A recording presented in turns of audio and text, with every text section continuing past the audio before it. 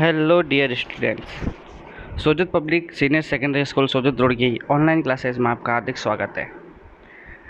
जैसा कि आप सबको पता है, लॉकडाउन बढ़ चुका है और आप विद्यार्थियों के पढ़ाई में बहुत समस्या होने के कारण विद्यालय ने ऑनलाइन क्लास प्रारंभ किए हैं।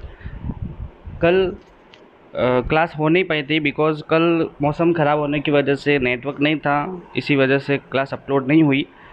तो आज की अपनी क्लास है गणित विषय की सभी कक्षाओं के लिए कॉमन टॉपिक है, जो है आपका नंबर सिस्टम।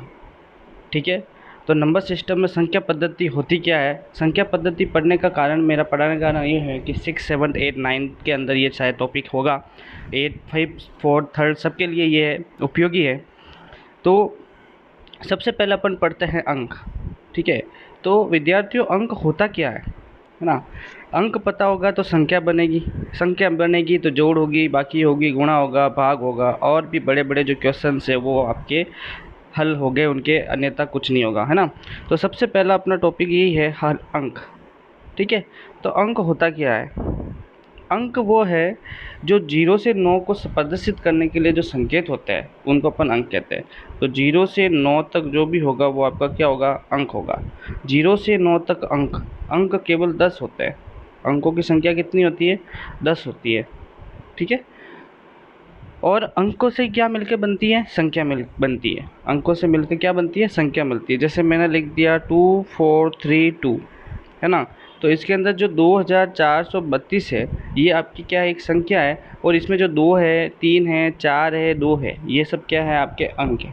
ठीक है, तो फिर से एक बार रिपीट कर लेता हूँ मैं कि अंक जो होते हैं वो 0 से 9 ही होते हैं। टोटल 10 अंक होते हैं, और उसके बाद में जो संख्याएँ होती है वो अनंत होती है।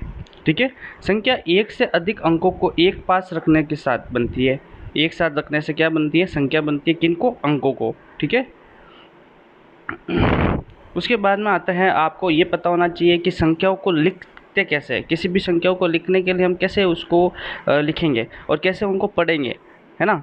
तो जैसे मैं कोई भी एक संख्या यहाँ पे लिख देता हूँ आपके लिए। जैसे मैंने यहाँ पे एक संख्या लिखी है, जैसे लिखी 2, 4, 3, 4, 6, 7, 8, 9। क्या है, एक्चुअली उंगली से लिख रहे हैं, लॉकडाउन की वजह से स्टाइल ये है नहीं अपने पास। ठीक है, अब देखो अपन इसको गिनते हैं, है ना। तो देखो सबसे पहला आएगा आपका इकाई का अंक, जिसको बोलते हैं इंग्लिश में यूनिट डिजिट। ठीक है, दूसरा आएगा आपका दहाई का अंक, फिर आएगा आपका सैकड़ा, फिर आपका आएगा हज़ार, फिर आएगा आपका 10,000, फिर आपका आएगा 1,00,000, उसके बाद आएगा 10,00,000, फिर आएगा करोड़, फिर आएगा 10 करोड़, फिर आएगा 1 अरब। ठीक है, तो सबसे अपन को हमेशा संख्याएं राइट हैंड से पढ़ी जाएगी, दाएं हाथ से पढ़ी जाती है संख्याएं। ठीक है, तो सबसे पहली संख्या क्या हो जाएगी, 9। 9 कौन सी है, इकाई का अंक है। 8 कौन सा है, दहाई का अंक है। 7 है सैकड़ा, 6 है हज़ार, 4 है 10,000, 3 है लाख, 4 है 10,00,000, 2 है करोड़, 1 है 10 करोड़, और 2 फिर से क्या है आपका, 1 अरब। ठीक है, तो हमेशा ध्यान रखना इस चीज़ को आप। अभी सिर्फ बेसिक के आपको फटाफट से बता रहा हूँ। अब देखो अंक कहते हैं, ठीक है, अंक किसको कहते हैं, 0 से लगा कर 9, 0, 1, 2, 3, 4, 5, 6, 7, 8, 9, 9 तक आपके क्या है, अंक है। ठीक है, अब जैसे इसको पढ़ने का तरीका भी आपको मैं बता देता हूँ। जैसे सबसे पहले क्या आया आपका, इकाई, दहाई, सैकड़ा, हज़ार, 10,000, लाख, 10,00,000, करोड़, 10 करोड़ और 1 अरब। ठीक है ना, तो देखो अब क्या बोलेंगे अपन, 2 अरब 12 करोड़ 43 लाख 46,789। ठीक है, ये भी पढ़ना का तरीका मैंने बता दिया आपको। उसके बाद आती है संख्याओं की परिभाषा। संख्याएं कितने प्रकार की है अपने यहाँ पे, ठीक है ना। तो संख्याएं है, सबसे पहले आपकी है प्राकृत संख्या। अब प्राकृत संख्या को इंग्लिश में अपन बोलेंगे नेचुरल नंबर, नेचुरल नंबर। ठीक है, तो नेचुरल नंबर के अंदर प्राकृत संख्या, अब देखो नेचुरल, नेचर, प्रकृति, तो अब देखो जो भी प्रकृति में होगी वो आपकी क्या होगी, प्राकृत संख्या होगी। अब देखो जीरो, जीरो को, जीरो गिनने योग्य नहीं। जैसे आप मार्केट जाओगे तो आप मार्केट में जाके ऐसे नहीं बोलोगे कि 0 चॉकलेट दो, है ना, या फिर -1 सब -1 आप चिप्स मांगो तो -1 चिप्स दो, है ना। तो कोई भी इस तरह से अपन उपयोग में नहीं लेगा। अपन क्या बोलेंगे, 2 चॉकलेट देना, 2 डेयरी मिल्क देना, है ना। तो इस तरह से अपन उपयोग में लेते हैं। तो प्राकृत संख्या वे संख्या हैं जिसके अंदर क्या होता है कि उनको गणना की जा सकती है। तो गणना योग्य किस स्टार्ट कहाँ से होती है? 1 से स्टार्ट होती है। 1 अपन गिन सकते हैं, 2 गिन सकते हैं, 3 गिन सकते हैं, 4 गिन सकते हैं, 5 गिन सकते हैं और अनंत तक अपन गिन सकता है ना। तो जो भी गिनने योग्य होगी वो क्या होगी? आपके प्राकृत संख्या होगी, और प्राकृत संख्या 1 से चालू होकर अनंत तक चलती है, ठीक है। और इसको एन से डिनोट किया जाता है। किससे डिनोट किया जाता है? एन से। अब एन से क्यों करते हैं? क्योंकि नेचुरल में सबसे पहले कौन आता है? एन आता है, और तो एन से इसको क्या करते हैं? डिनोट करते हैं, ठीक है। आपसे सवाल पूछे सबसे छोटी प्राकृत संख्या कौन सी है, तो 0 मत बोलना। सबसे छोटी प्राकृत संख्या कौन सी है? 1 है, ओके। उसके बाद में देखो पूर्ण संख्या। पूर्ण संख्या को इंग्लिश में अपन बोलते हैं होल नंबर, WHOLE नंबर, ठीक है। इसको डिनोट किससे करेंगे? सबसे पहला कौन सा अल्फ़ाबेट है? W है, तो W इसका क्या होगा? डिनोटिंग जो साइन होगा वो क्या हो जाएगा? आपका W हो जाएगा।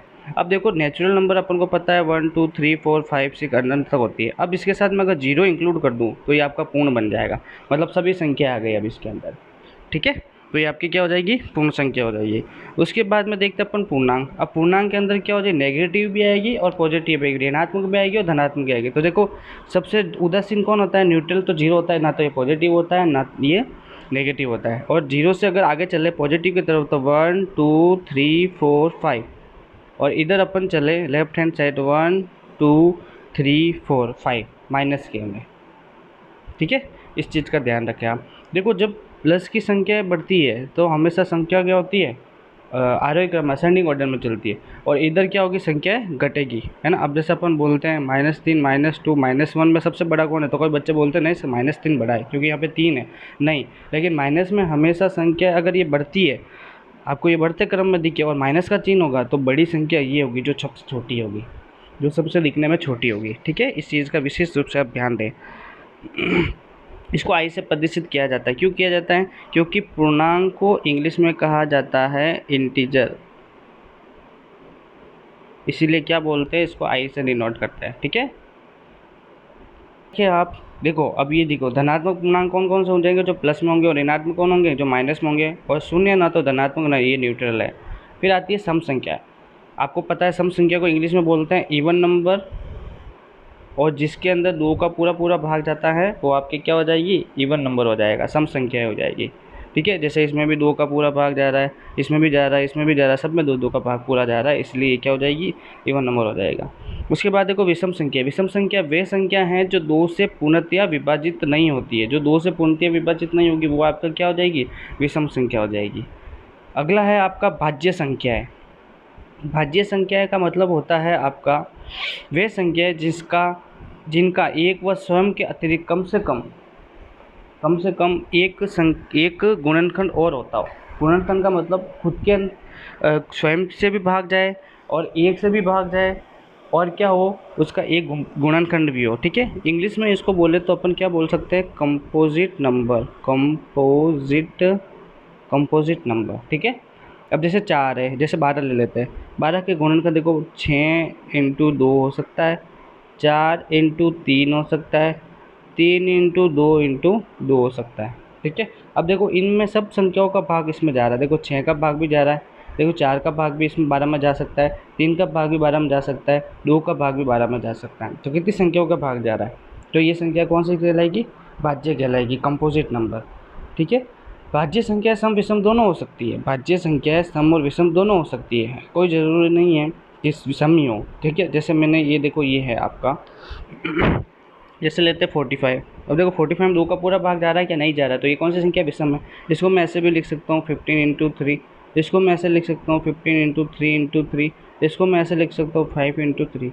तो बहुत सारे तरीके, और सभी संख्याओं का भाग इसमें जा रहा है। देखो 15 का भाग 45 में जा रहा है, 3 का भाग भी 45 में जा रहा है, 5 का भाग भी 45 में जा रहा है, 9 का भाग भी 45 में जा रहा है। इसीलिए ये कौन सी संख्या हो जाएगी? कंपोजिट नंबर हो जाएगा और भाज्य संख्या हो जाएगी, ठीक है। अगला देखिए अभाज्य संख्या। वे संख्या है जिनका एक व स्वयं के अतिरिक्त कोई और अन्य गुणनखंड ना हो, अभाज्य गैर संख्या का। अब देखो गुणनखंड किसको बोलते हैं? ये गुणनखंड ही है ना, खंड बन रहे, देखो गुणनखंड है। ये क्या है? गुणनखंड है, मतलब किसी संख्या को तोड़ना क्या कहलाता है? गुणनखंड कहलाता है, ठीक है।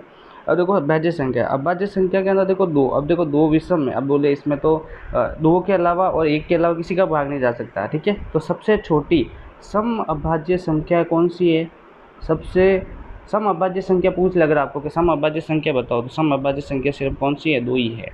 बाकी जो भी होगी विषम 3, 5, 7, 11, 13। अब देखो 9 क्यों नहीं लिया, क्योंकि 9 का गुणनखंड हो रहा है 3 × 3, तो 9 नहीं देंगे। ठीक है, तो 3, 5, 7, 11, 13 ये सब जिसके अंदर या तो सिर्फ इनका खुद का भाग जाए या फिर एक का भाग जाए वो अभाज्य हो जाएगी, इंग्लिश में बोले तो प्राइम नंबर।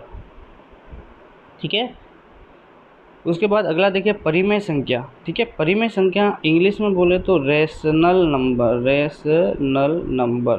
ठीक है, अब देखो रेशनल नंबर भी 2 तरह के होते हैं, देखो कौन कौन से होंगे। एक तो हो जाएगा आपका इंटीजर जो अपन अभी ऊपर पढ़ा था, और एक हो जाएगा फ्रैक्शन। ठीक है, इंटीजर और फ्रैक्शन। फ्रैक्शन का मतलब होता है जिसको p/q में लिखा जा सकता है, और इंटीजर में कौन कौन से आएंगे, नेगेटिव और पॉजिटिव दोनों। नेगेटिव और पॉजिटिव जो भी संख्या आएगी वो क्या हो जाएगी, आपकी रेशनल नंबर हो जाएगी। देखो मैं 5 भी रेशनल नंबर, क्यों, क्योंकि 5/1 हो सकता है ना। जिस संख्या के हर में कुछ नहीं है तो वहाँ पे 1 मान लिया जाता है। ठीक है, कोई पे भी कुछ नहीं हो तो वहाँ 1 जरूर होगा। 1 का गुणा किसी के साथ, किसी के भी साथ करो वो आपका क्या हो जाएगा, वही संख्या आएगी। अब देखो अपरिमेय संख्या। अपरिमेय संख्या को इंग्लिश में बोलते हैं इरेशनल नंबर, ER लगा दो आगे, इरेशनल नंबर। ठीक है, अब देखो जो p/q के रूप में नहीं लिखा जा सकता, p/q के अलावा भी जैसे √2, √5 या पॉइंटर में कुछ उत्तर आ रहा है, जैसे 1.4 इसका आंसर है, √3 को बोलते हैं 1.732, पाई का मान होता है 3.14, है ना। तो ये आपके सब क्या हो जाएगी, इरेशनल नंबर हो जाएगी। आपको जो भी टॉपिक का स्क्रीनशॉट लेना है आप कैप्चर कर लीजिए, PDF इसके साथ मैं दे दूंगा नीचे ही, उस PDF को भी आप डाउनलोड कर सकते हैं। ठीक है, उसके बाद देखते हैं वास्तविक संख्याएं। परिमेय व अपरिमेय संख्याओं के सम्मिलित रूप से वास्तविक संख्या कहते हैं। ठीक है, मतलब वास्तविक संख्या परिमेय और अपरिमेय दोनों संख्याओं को कौन सी संख्या कहेंगे, वास्तविक संख्या कहेंगे। इसको R से प्रदर्शित किया जाएगा। ठीक है, तो ये हो गया आपका आज का चैप्टर पूरा, और आई होप आपको समझ में आया है। इसके अलावा घर पे रहे, सुरक्षित रहे, अपने परिवार का ख्याल रखे, बाजार जाए तो फेस पे मास्क लगा के जाए। जय हिंद, जय भारत।